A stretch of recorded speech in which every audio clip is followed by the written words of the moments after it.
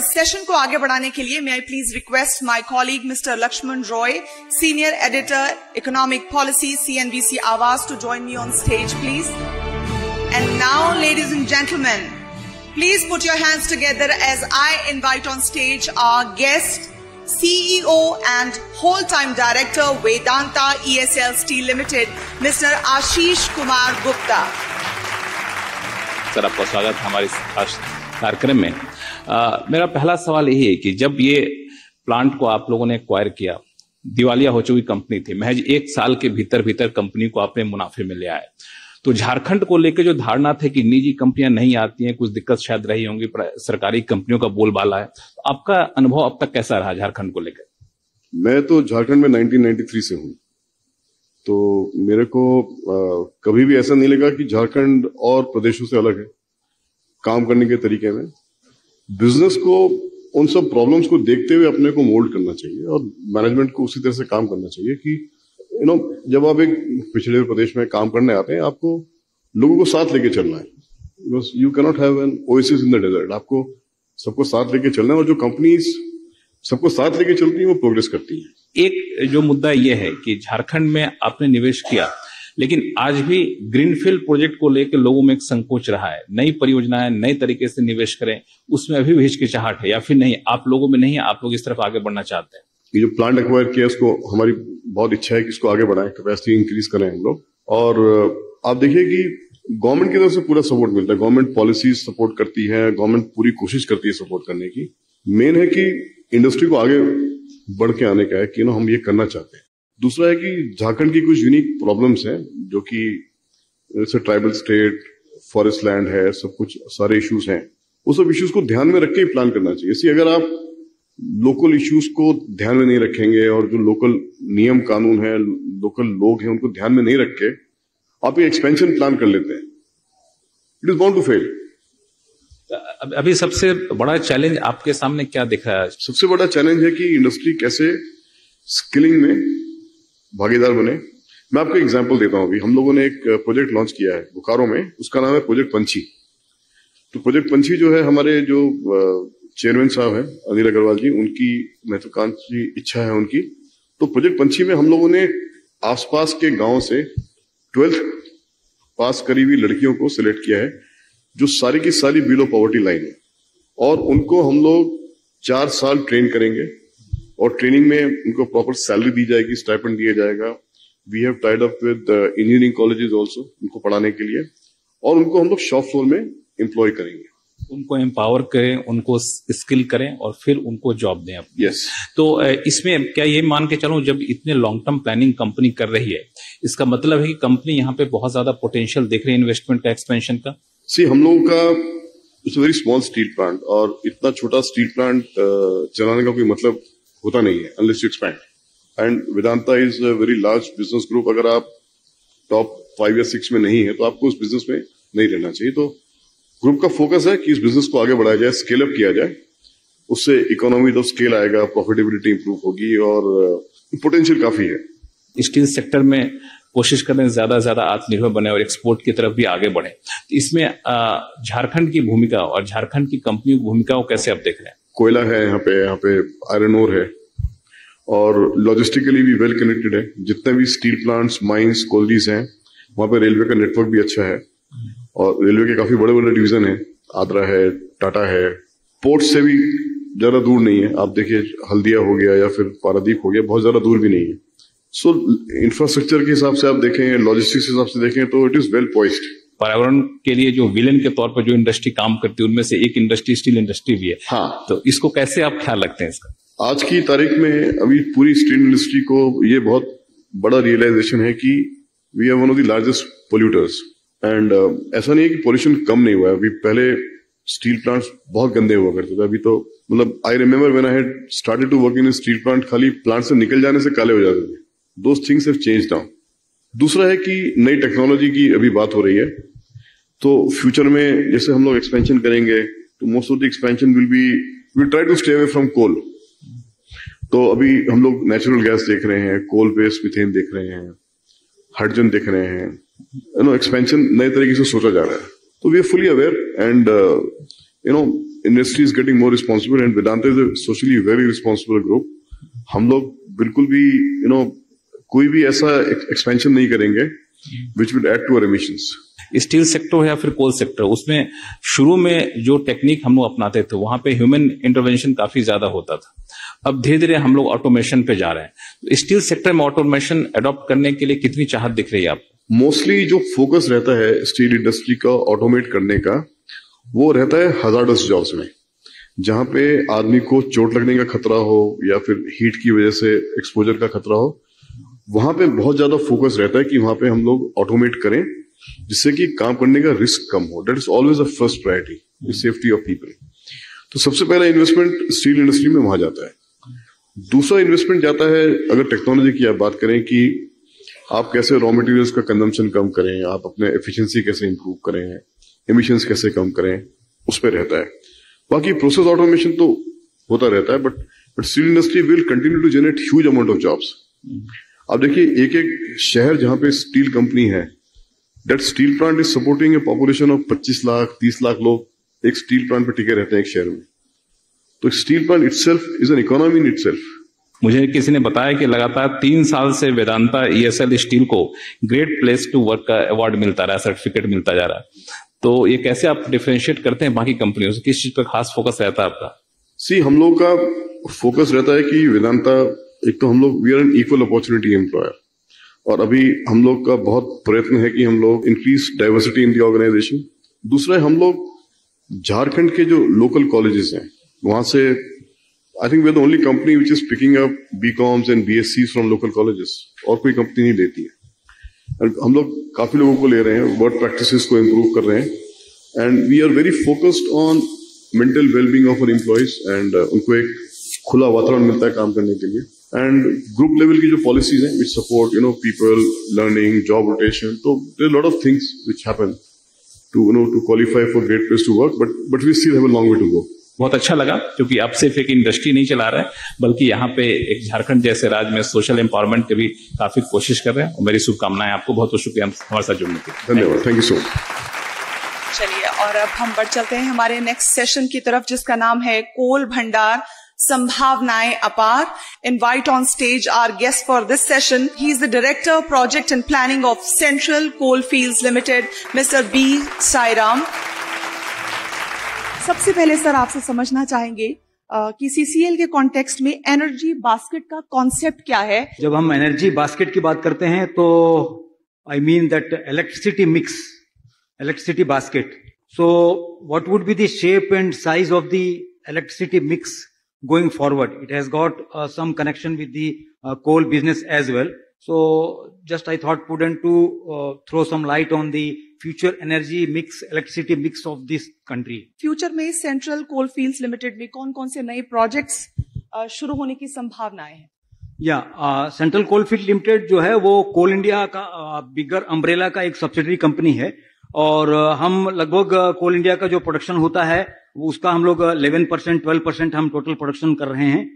Last year we did 76 million ton. This year we have a target of 84. Then next year 106, and by 25-26 we have to do 135. So it would be almost doubling the production in a span of 3 years. So that is what the company's aim is. और इसके लिए हमारे पास बहुत नए नए projects आ रहे हैं, particularly that Latehar Chatra क्षेत्र में जो हमारा नॉर्थ करणपुरा कोलफील्ड जिसे हम कहते हैं, उसका बहुत ही ह्यूज पोटेंशियल है. अपने आप में 25-26 या उसके आगे तक में वो एरिया, वो जो अंचल है वो 111 मिलियन टन प्रोडक्शन करेगा. मतलब आज जो CCL 76 कर रहा है वो नॉर्थ करणपुरा कोलफील्ड अकेला 111 मिलियन टन करेगा. कोयले की अहम भूमिका है पावर जनरेशन में. आपसे समझना चाहेंगे कि विद इन द कंपनी किस तरह के चैलेंजेस आप फेस करते हैं? Challenges are very few, but all these challenges are have a great impact on us. First of all, Jharkhand is a state bestowed with Jharkhand, so it is a मतलब वृक्षों से आच्छादित है, forest यहाँ बहुत ज्यादा हैं, तो हमारे लिए जो सबसे बड़ा इनपुट होता है वो लैंड है. बिकॉज हम day by day, inch by inch आगे बढ़ते हैं. So we have to develop a good rapport with the local people. हमें उनका लैंड लेना है, हमें उनकी समस्याओं को समझना है. So that land acquisition, then land position, and then environmental clearances, those things are there. So these are some of the issues and challenges, but with the grace of the bureaucracies, the policy tailwinds given by the government of Jharkhand, we are marshalling our resources quite well. This is one thing. The second big problem is, yes, we are able to produce, but we have to send it to the destinations. I have already told that for that we have to come in a big way in terms of the rail project. Those evacuation infrastructure has to be developed. That we are doing in a big way. Last सवाल आपसे मैं जानना चाहूंगी कि झारखंड के business sector में आप क्या नई पॉसिबिलिटीज देखते हैं? Jharkhand has got a lot of mineral wealth. So there are pockets of development in the coal region. There are the districts of Chatra, Latehar, Hazaribagh, Ramgarh, to certain extent Bokaro as well. And then agri-based industries has to be developed, food processing, and one good thing is that we have to develop these skill initiatives for our tribal people. Tomorrow the future lies in electrical vehicles and the renewables. So if we could do some skill initiatives for this, imparting a skill training in terms of electrical vehicles, development and maintenance of the electric vehicles, solar, rooftop solar, municipal waste to wealth electricity generation. These are some of the areas where we can impart skill. हमारे जो बच्चे लोग हैं उनको हम skill impart कर सकते हैं. इन सब चीजों को अगर हमने दिया, अपने बच्चों को अच्छी ट्रेनिंग दिया, उनको बाहर जाने से रोका, हमने पलायन रोकना पड़ेगा, तब कोई शक नहीं है कि the state of Jharkhand will start rocking. बहुत बहुत शुक्रिया सर इस इंसाइटफुल कॉन्वर्सेशन के लिए. बहुत कुछ समझने को मिला आपसे आज. Thank you so much for taking out time for us. Thank you so much. Business Jharkhand के इस मंच पर जैसे जैसे डिस्कशन और डायलॉग का सफर आगे बढ़ रहा है, वैसे वैसे बिजनेस सेक्टर में उभरते हुए झारखंड की एक के बाद एक नई तस्वीर आपके सामने अनफोल्ड होगी. और इसी कड़ी में हम अब आगे बढ़ चले हैं और मैं मंच पर मेरे साथी दिवाकर तिवारी को पहले मंच पर बुलाना चाहूंगी. हमारे न्यूज 18 के ब्यूरो चीफ हैं आप, और जो गेस्ट हमारे साथ होंगे Shri Rajesh Kumar Amarji, general manager business development and contract management. R K Amar साहब, जिस तरीके से ये बात कही जाती है कि देश की ऊर्जा जरूरतों का एक बड़ा हिस्सा और एक कहिए कि आत्मनिर्भरता है जो वो कोयले पे है, निर्भरता कोयले पे है, और कोयले के खदानों की प्लानिंग, डिजाइन, उन संसाधनों का सही तरीके से रख रखाव, इसकी जिम्मेदारी सीएमपीडीआई पे है. सीएमपीडीआई की पहचान कोल इंडिया की सहायक कंपनी के रूप में होता है, लेकिन सीएमपीडीआई की काफी बड़ी भूमिका है. तो आप बताएंगे कि सीएमपीडीआई की बेसिक जो बिजनेस मॉडल है और सर्विसेज है वो क्या है? सीएमपीडीआई सब्सिडरी कोल इंडिया की जरूर है, लेकिन कोल इंडिया की स्थापना के साथ ही सीएमपीडीआई की भी स्थापना हुई थी. मकसद बहुत स्पष्ट था, हमें मिलों चलना था. चलने के लिए एक ऐसे साथी की जरूरत थी जो कहीं न कहीं हमारा ब्रेन को एकत्रित करके एक डायरेक्शन प्रदान करता रहे और कोल इंडस्ट्री उस डायरेक्शन पे आगे बढ़ता रहे. इन्हीं कुछ मकसदों के साथ सीएमपीडीआई 1975 में स्टैब्लिश्ड हुई, जिसका मुख्य कोर सर्विसेज जो था एक्सप्लोरेशन करना, मतलब कोयले की खोजबीन करना, रिसोर्स जो हमारा है उसे प्रूव्ड कैटेगरी में लाना, प्लानिंग करना, डिजाइन करना, उसके बाद एक इन्वेस्टमेंट प्रपोजल बना करके सब्सिडरी कंपनी को सौंपना और मुख्यतः सीआईएल की सब्सिडरी को सर्विस देना. आज की तारीख में हम 7 अपनी रीजनल इंस्टीट्यूट के सहारे काम कर रहे हैं और सारी सब्सिडियों के साथ एक एक हमारा रीजनल इंस्टीट्यूट जुड़ा हुआ है. मकसद बहुत स्पष्ट है कि हमारी सब्सिडरी जो कोल इंडिया की है उसे एट डोर स्टेप सर्विस उनको मिल सके. हमारा हेडक्वार्टर रांची है. अब जबकि हम आज की तारीख में जो हमारा विजन था कोल इंडस्ट्री का, कोल इंडिया के प्रति 1 बिलियन टन कोयला प्रोडक्शन करने का by the end of this 25-26, हम उसके लिए तैयार होकर के कोल इंडिया को उतनी सारी प्रोजेक्ट्स दे चुके हैं.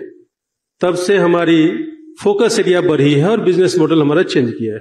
फ्यूचर जो टर्मिनोलॉजी है, जब इसकी चर्चा होती है तो टेक्नोलॉजी की चर्चा होती है, और टेक्नोलॉजी विभिन्न क्षेत्रों में उसका समावेश हो रहा है, ड्रोन से लेकर और अब आर्टिफिशियल इंटेलिजेंस की बात की जा रही है.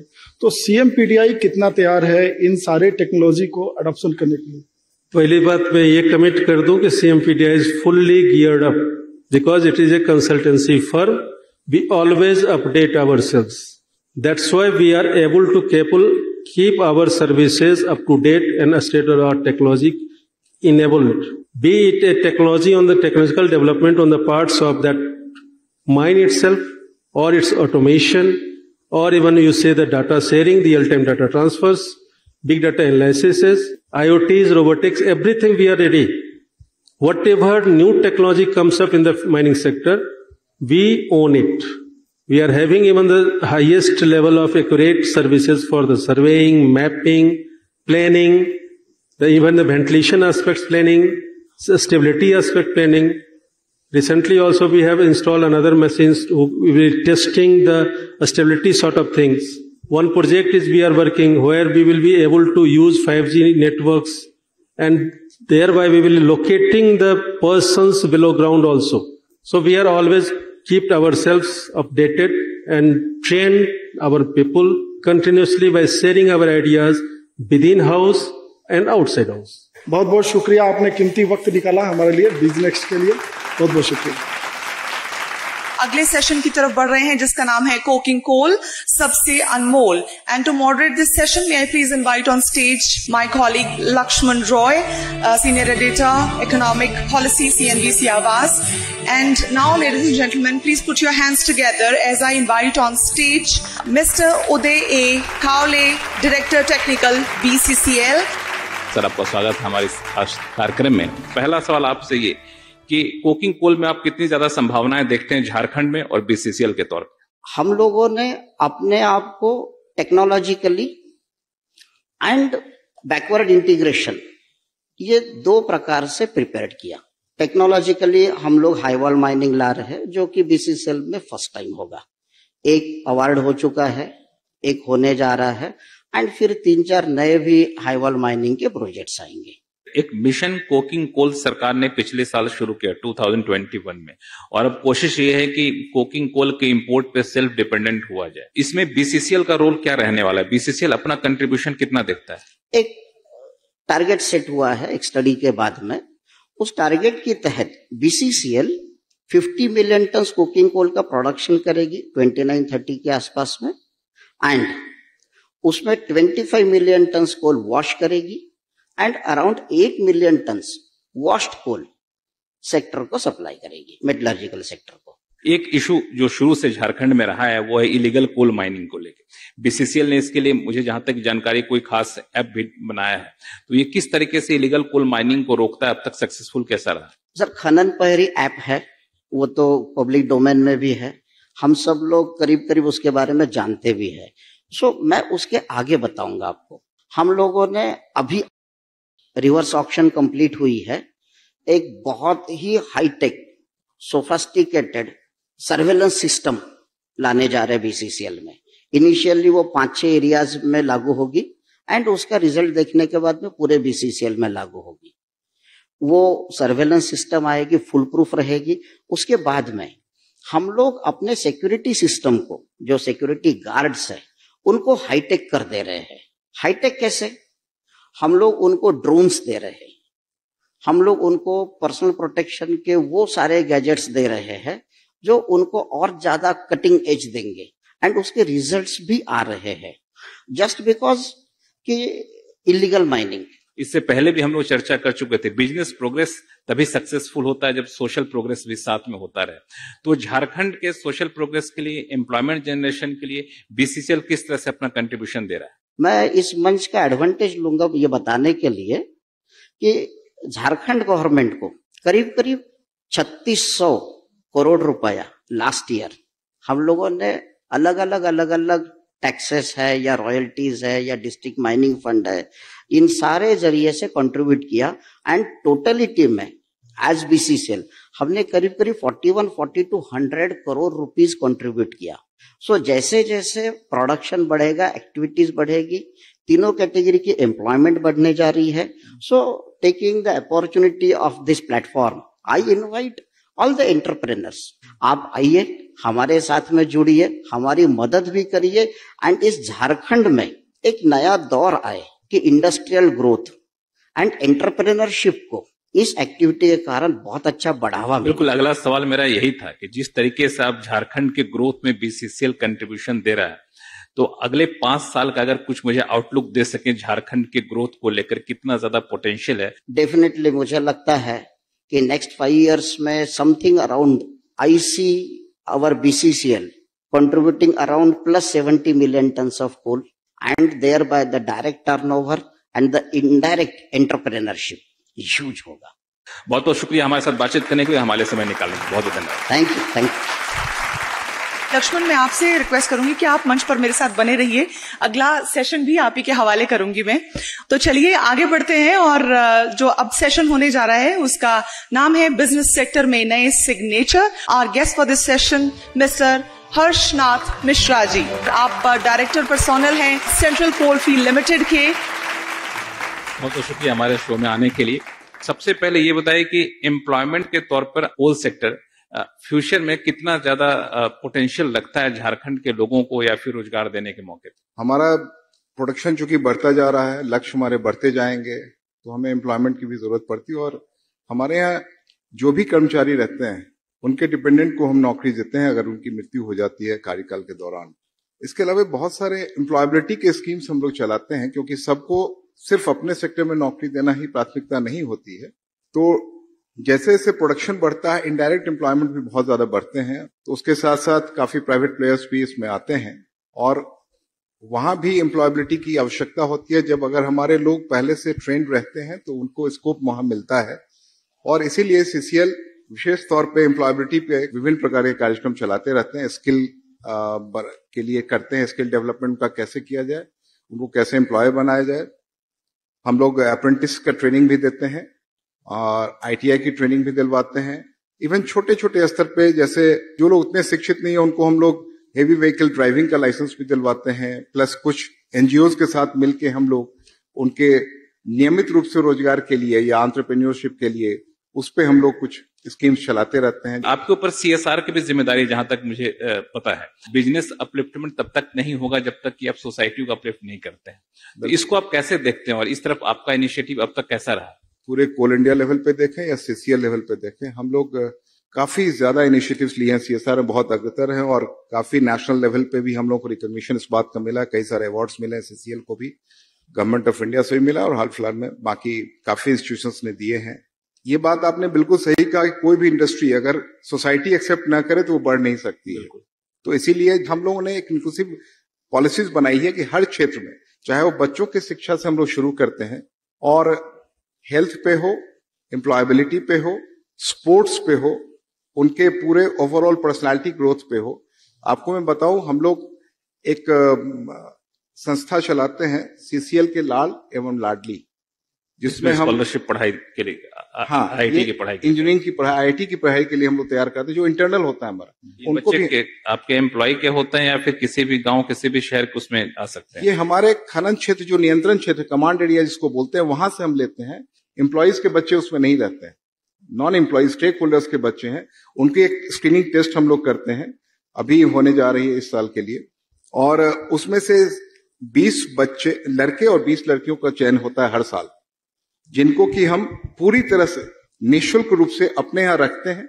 खाना पीना से लेके पढ़ाई लिखाई, एवरीथिंग इज इंक्लूसिव, सारी चीजें हम लोग खर्चा उठाते हैं। अभी मुझे बताते हुए हर्ष हो रहा है, अभी एक लड़का आया था कुछ दिन पहले ही हमारे पास, वो हमारे लाल लाडली से निकले और उनको एक जोमेटो में 40 लाख का पैकेज मिला है, जो हम लोगों को बहुत सुकून देता है कि हम लोग सही रास्ते पे चल रहे हैं। पिछले कुछ सालों से लोग धोनी के नाम से भी झारखंड को जानते हैं, तो क्या स्पोर्ट्स सेक्टर में कुछ ऐसा करते हैं, कुछ और धोनी पैदा किया जा सके? स्पोर्ट्स सेक्टर में ऐसा है कि हम लोग राज्य सरकार के साथ मिलकर एक Jharkhand state sports promotion society चलाते हैं।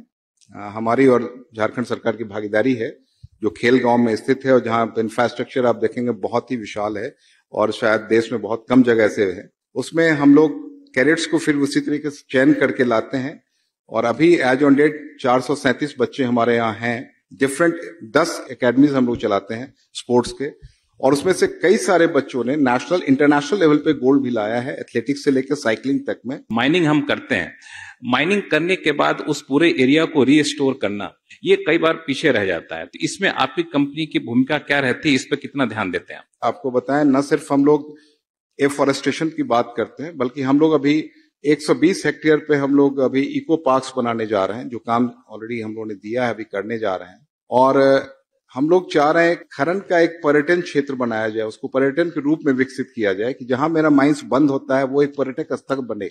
उसके लिए हम लोग कुछ प्रोजेक्ट्स ला रहे हैं अभी, और हम लोग ने करीब 90 लाख पेड़ तो लगा चुके अभी तक, और उसको नए नए स्कीम में हम लोग ला रहे हैं अभी कि कैसे कम से कम जगहों पे ज्यादा से ज्यादा पेड़ को ला के जो मनुष्य के लिए, वातावरण के लिए, सबके लिए फायदेमंद हो, वैसा हम लोग अभी कर। चलिए, मेरी शुभकामनाएं, और मैं यही चाहूँ किसी तरीके से कंपनी भी आगे बढ़े और कंपनी के साथ साथ कंपनी के साथ समाज भी आगे बढ़े, और हमारे लिए अपने वक्त निकाला, इसके लिए बहुत बहुत धन्यवाद। धन्यवाद। जोरदार तालियां हो जाएं हर्षनाथ मिश्रा जी के लिए। बहुत बहुत शुक्रिया इस बातचीत के लिए।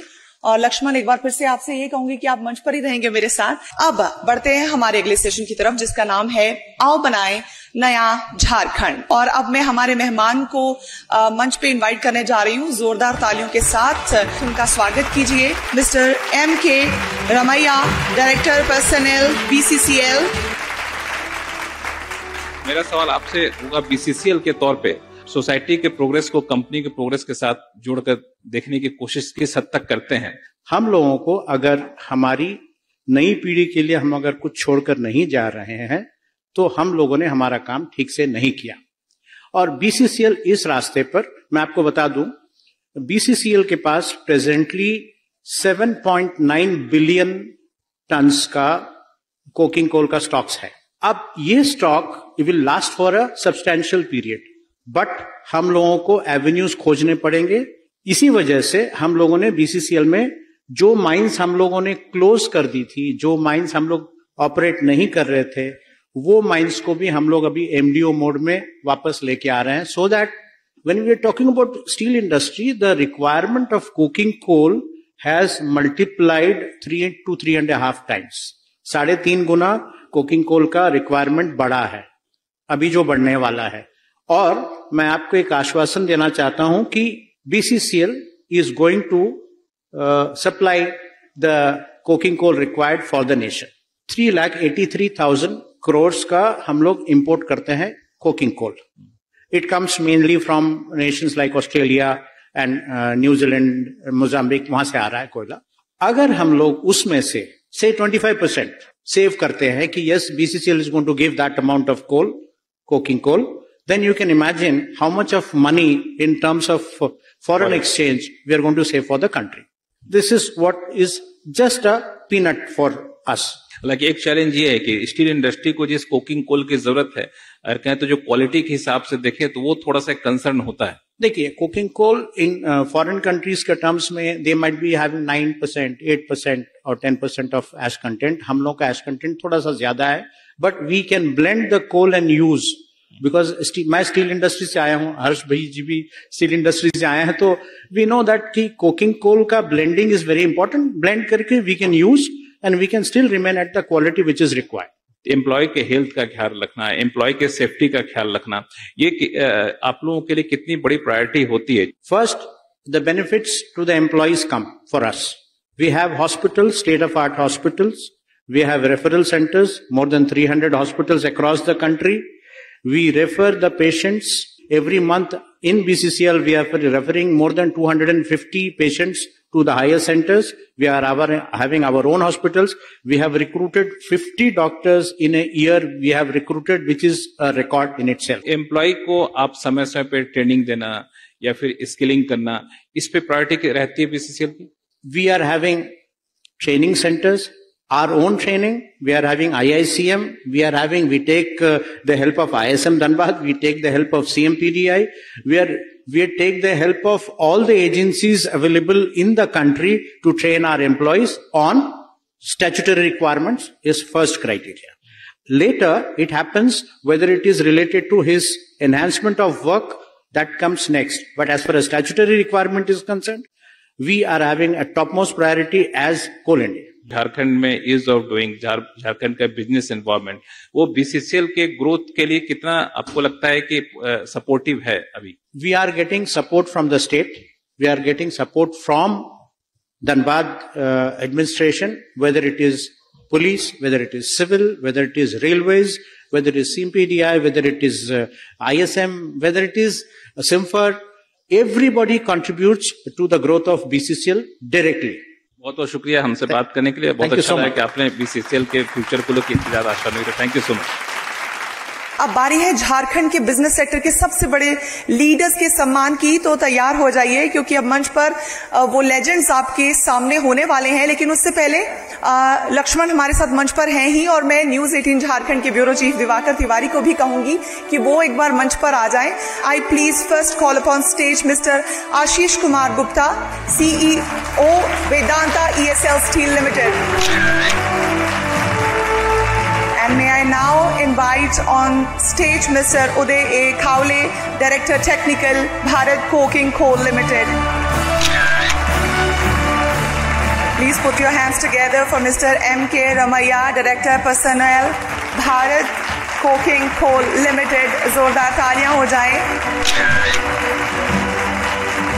May I now invite on stage Mr. B. Sai Ram, Director Project and Planning, Central Coalfields Limited. And may I now invite on stage Mr. Harsh Nath Mishra ji, Director Personnel, Central Coalfields Limited. And may I now invite on stage Shri R.K. Amarji, General Manager CMC, Central Mine Planning and Design Institute Limited.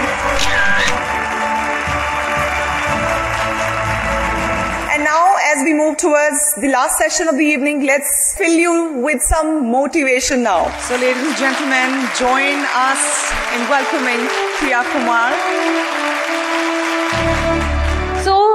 It was so nice to hear all of you. इतना अच्छा लगा देख के that Bihar and Jharkhand is so futuristic और इतनी रफ्तार से progress पकड़ी हुई है. It is awesome to see. I was sitting there, मुझे बहुत अच्छा लगा सबकी बातें सुन के. तो what shall I talk? तो मैंने ऐसा सोचा कि इतनी रफ्तार पकड़ी हुई है ना, तो मैं थोड़ा ठहराव डाल दूं. Yeah, that while it is okay to change and you will change and you have harnessed change, but there are some things that should never change. और वो है नींव, that is foundation, that is values. मैंने more than 300 interviews किए हैं, 300 almost. तो एक चीज ना, जो वो एक होता है ना, एक माला में जो एक थ्रेड जो कांस्टेंट है, वो 2-3 चीजें मैं आपको ऐसा नहीं सिखाना चाहती हूँ, आपको सिखा नहीं सकता. First of all look at your accomplishments, मतलब I should be on the other side और आप थोड़ा और बोले, मैं और सीखूं. But I am here to remind you, is that okay, कि याद दिला दूं, क्योंकि कई बार ना इतनी तेजी से हम निकल जाते हैं, कहीं बिखर जाते हैं हम. You know that you have to gather back the foundation. So yaad is the key word I will take for my motivational talk. Is that okay? So one thing is clear कि अगर आप यहाँ आ गए हैं और यहाँ बैठे हैं, including me, एक चीज बहुत clear और confirmed है that we are interested in success. Is that correct? क्योंकि अगर आपका इंटरेस्ट नहीं होता ना आगे बढ़ने में, आप आते नहीं, ना मैं आती, है ना. You cannot say, I cannot say I have arrived, मैंने सब कर लिया. अगर कर लिया तो यहाँ होती नहीं. The fact that I am here means किया है, अब आगे और जाना है. Is that correct? You know, ये सन 2000 की बात है. I was on a cruise ship attending a programme, तो उधर बिल गेट्स आए थे. और तब ये वो जमाना था जब वो .com एकदम बड़ा हुआ था और फिर the bubble burst, you know, कि Bill Gates was voted the richest man in the world, और फिर वो .com ही डगमगा रहा था. तो काफी जर्नलिस्ट आए थे और वो पूछ रहे थे, इंटरव्यू थी. तो एक जर्नलिस्ट ने उनसे पूछा that sir, you're the richest man in the world, but .com is crumbling. What would you do if Microsoft shuts down? तो आप ना, वो उनके जो असिस्टेंट थे ना, वो खफा हो रहे थे जर्नलिस्ट पे कि ऐसा सवाल पूछा कैसे. एंड द ओनली क्वेश्चन, मतलब पूछना कुछ और पूछो ना, you asking what if Microsoft shuts down. और देखो, अगर आप इतने बड़े आ गए हैं ना, you became big on possibilities. Correct? वो एक पॉसिबिलिटी थी, उसको पकड़ के दौड़े. Now if possibility is positive, then possibility can also be negative. तो सोचा उन्होंने, and he saying it's possible. देखो, a man of possibility means both sides. It would be very arrogant to say ऐसा तो कभी होगा नहीं. Now the downfall will start. He's saying it's possible that Microsoft can shut down. Then he tells the journalist, shut down Microsoft. कर दो बंद. Wipe it off from the planet. Now give me 2 years and leave my team with me and I will build a bigger company than Microsoft. और बात घूम फिर के वही आ गई कि टीम छोड़ दो मेरी और 2 साल दे दो. He didn't say give me, he said leave my team with me. और मुझे आप एक बात बताइए, अगर कंपनी बंद हो गई, सब ठप हो गया, तो टीम क्यों रुकेगी? You get what I'm saying? Team तब रुकेगी जब भरोसा है, टीम तब रुकेगी जब इन्वेस्टमेंट है, लोगों में, टेक्नोलॉजी में तो है ही है, but imagine how much he would have invested in people for him to say confidently, बर्बाद कर दो, मेरी टीम छोड़ दो, और वो रहेगी, and I will come back in 2 years. You know, I learned such a powerful lesson. I would say it is my privilege कि मैं यहाँ आई and I address and you all are still here. You know, आपने सुनी भी बात और smile भी कर रहे हैं, तो I will live 2 days longer. Yeah, so thank you very much for your attention. I wish you great luck. I wish you great luck. Thank you. Priya ji, अभी आपको जाने नहीं दे रहे, मैं रिक्वेस्ट करूंगी आपसे कि कुछ क्षण और हमारे साथ मंच पर ही रहें. I'd like to request Diwakar Tiwari, my colleague, to join me on stage and you on stage, and Lakshman Roy also to join us on stage as we move towards the next set of awards. And for the first award, may I please invite on stage Mr. Ashish Kumar Gupta, CEO, Vedanta ESL Steel Limited. और अब next award के लिए Bharat coking coal limited की तरफ से मैं invite करना चाहूंगी मंच पर मिस्टर उदयवीर सिंह को. He is the HOD PR.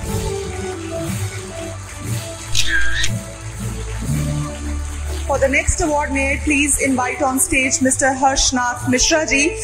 ये award जाता है CCL की टीम को for their PR initiative work.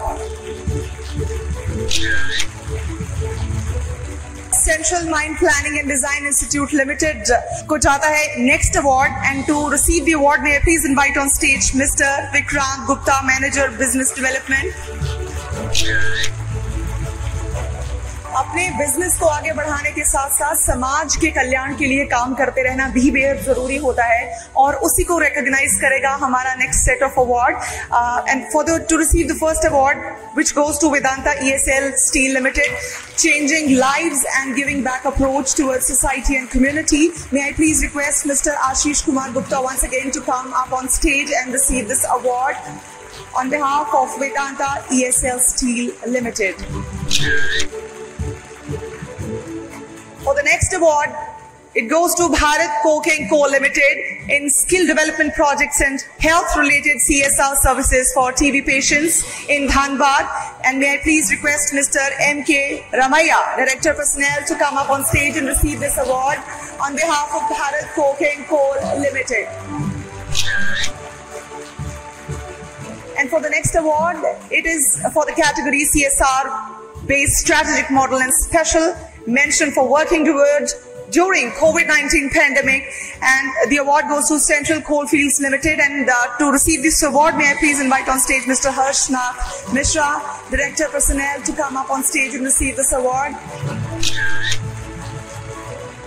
Next award is for COVID-19 pandemic related social work and support given to common people, and it goes to Central Mine Planning and Design Institute Limited. May I please invite Mr. R.K. Amar to come up on stage and receive this award. Mr. R.K. Amar, General Manager, CMC. तो इस मंच से विदा लेने से पहले एक बार फिर से मैं हमारे गेस्ट ऑफ ऑनर प्रिया आपका शुक्रिया अदा करना चाहूंगी. झारखंड के बिजनेस एंड इंडस्ट्री से जुड़े तमाम लीडर्स और अचीवर्स